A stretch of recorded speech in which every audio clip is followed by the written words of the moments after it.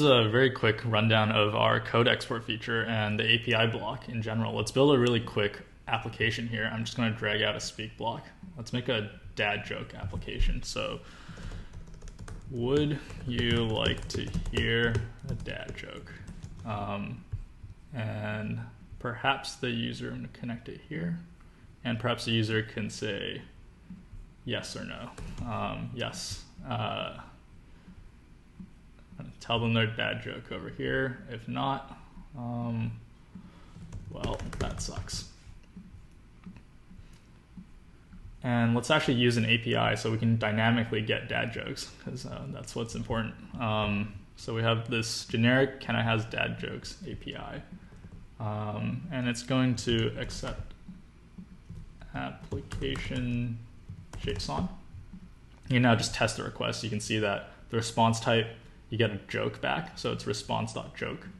And we are going to map response.joke to our data variable. And in this case, we'll just respond with the data. And I'll make this block maybe blue and label it dad joke to kind of highlight it.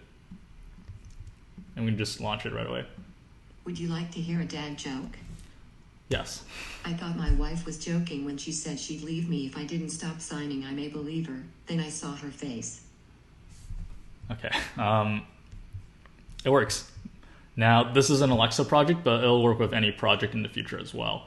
Instead of uploading to Alexa, there is a code export functionality here too. I'm going to press it. And what it's going to do is generate a JSON file for me. Actually, I'm going to press learn more here. This will take us to the Voiceflow Alexa client repo. And this has all the setup instructions essentially for what you need to set up. So I've actually have my Alexa client repo over on the side here. And what we need to do is drag this new file that we just generated into our projects folder. And I'm going to rename it. This is just so I can fetch the entire file name and just put a reference to it here in my environment file. And now what I'm going to do is start my Alexa client server. And I'm going to use ngrok, a tunneling service that allows my local computer to be exposed on the internet as a webhook. Over here, this link you can see is pointing to port 4000 of my local host, which is being run over here. And on my Alexa developer console, I have my project already, and within the endpoint, I can just paste this ngrok link in.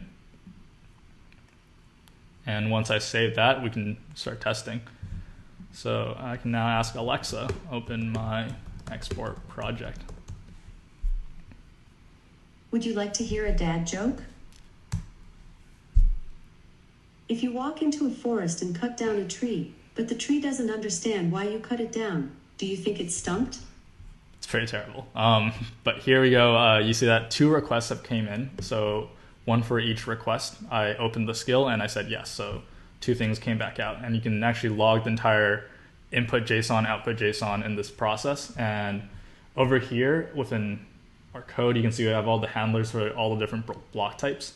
So maybe in the speak block, if you want to log or debug or extend the functionality in any way, this is like a really easy way to do so. Another really quick block that I want to highlight is a code block as well. You can just connect code here and directly write JavaScript code to execute, and that's also kind of cool. Yeah, thanks for watching.